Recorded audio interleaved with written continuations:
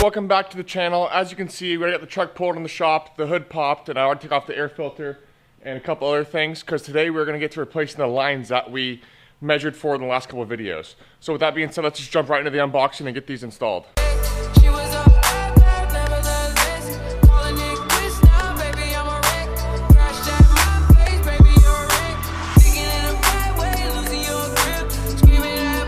So as you guys just saw, I got all new black braided lines for the coolant lines, also the transcooler and transmission, oil feed, oil drain, but I'll go over in detail with that in a minute. I just want to give a huge thank you to Kevin at Full Send Diesel. I'll put all of his contact information down below, his Instagram and Facebook, so you guys can get a hold of him.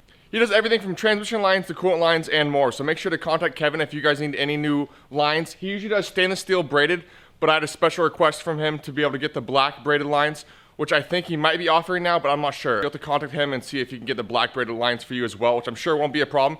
It is a little more expensive, but it's worth it in my mind, because I'm trying to get around all the chrome underneath here, and that'll help out a lot.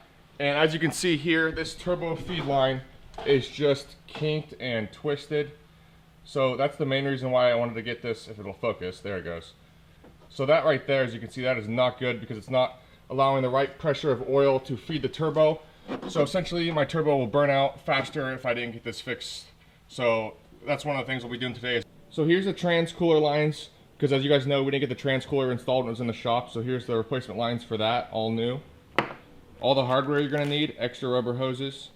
And then here's the line that's going to go into the top of the block and then into the heater core. And then this is going to replace that T and the water pump and into the heater core, because we're going to do a coolant bypass, so that way we don't have coolant and transmission fluid mixing together, because no one wants that.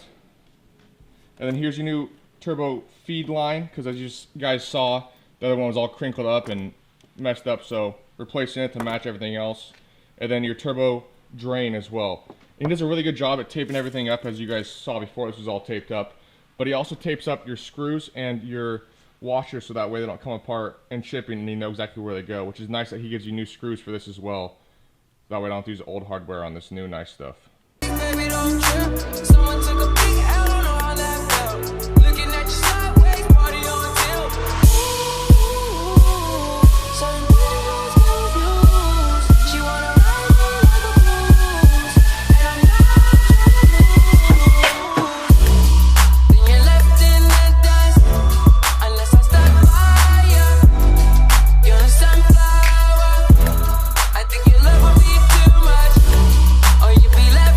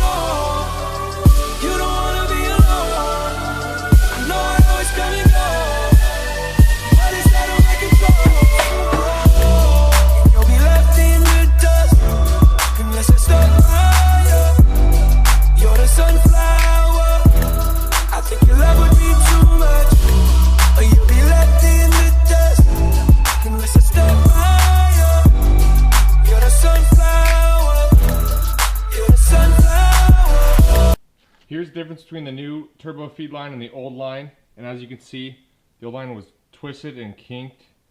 So that was a big reason on why I replaced this, because it wasn't getting the correct amount of pressure to the turbo, which can end up burning up your turbo. I didn't want that to happen until I get to putting a new one in there and replacing this stock one, which will happen here soon now that we have a new transmission. Got all the old lines out. There's the heat exchanger I took out, so that way you don't have to worry about mixing the coolant and transmission fluid. All the old lines. So here we have the lines that went to the transmission, back to the transcooler, and then from the transcooler to the heat exchanger, And then from there, they went into the water pump, which is all taken out. And I haven't taken out the turbo feed or the turbo drain yet. I'm gonna do that last. I wanna get all the new lines in first, and then we'll worry about those two last. So now that all the old lines are out, I'm gonna start off by putting this new line that goes from the water pump straight to the heater core, because we're getting rid of the heat exchanger. So I'm gonna go ahead and do that now. Love would be too much, or you'll be left in the dust. Unless I step by you, you're the sunflower, you're the sunflower. You'll be left in the dust. Unless I step by you, you're the sunflower. I think your love would be too much, or you'll be left in the dust. Unless I step by you, you're the sunflower, you're the sunflower, or you'll be left in the dust. Unless I step by you, you're the sunflower, you're the sunflower.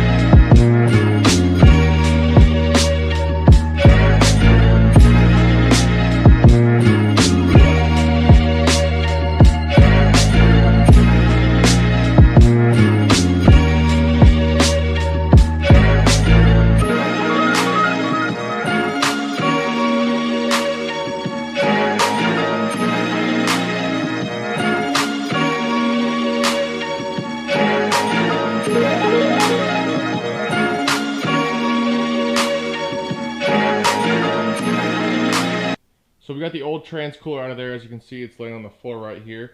And the new one with the fan wouldn't fit right here because the hood wouldn't be able to shut with it down, so it stuck out too far. So what I did was I mounted it up underneath the truck here in front. Right there, as you can see. The lines go back all the way through. You can see them right there. Still got to clean everything up and organize it if this thing will focus. Not enough light. There they are. So I still got to tighten all those up and make it look clean, but I got the transcooler mounted up under the truck here in the front, all the lines going to it. I still got to hook up the switch for the fan, but I'm not going to do that tonight. There's the old T that used to go into the water pump, and now it's replaced with the nice AN fitting that goes straight into the heater core, and the other line I replaced from the heater core that goes into the block. And I don't know if you can see down there or not, but I took the heat exchanger out. Can't really see, but it's on the floor right there. And as far as the transmission lines go,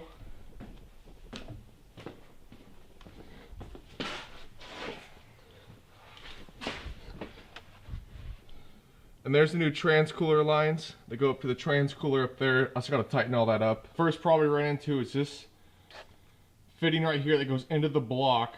It's circle, and I can't really get anything on there. I sprayed liquid wrench on it and gonna let it sit overnight and try to pull it out tomorrow. If not, I'm gonna try to heat it up and pull it out that way. But if I can't get it out, what I'm gonna do is I'm gonna end up just getting some rubber hosing and putting a cap on it for now until I can figure out later how to get that out of there. But the other problem I ran into was this right here. So I don't know if you guys can tell or not, but that's the oil filter housing right there, and the threads are completely stripped out. So what I'm gonna have to do is I am trying to locate a new oil filter housing so that way I can get it onto the truck and get it for work. So tomorrow I'm gonna have to go in late or figure something out, because I'm not gonna be able to use the truck until I get a new oil filter housing, because the threads are completely stripped out, which means I can't run my oil feed line to the turbo. So those are the two problems I had. The adapter inside of the block I'm not too worried about, because like I said, I can cap it off and that's fine. But the oil filter housing is going to be replaced. The only place in town that I found that has it is Tony's Auto Parts, of course. They can get it tomorrow. But I'm also going to call the Cummins store and also the local Dodge dealership and see if they can get me one, because I'd like to get it tomorrow if I can. That way I can get back to work. But that's going to be a wrap on today's video. If you guys enjoyed it, then please give it a thumbs up. And if you aren't subscribed already, then please consider subscribing. It really helps the channel grow, and I would appreciate it. I'll see you tomorrow.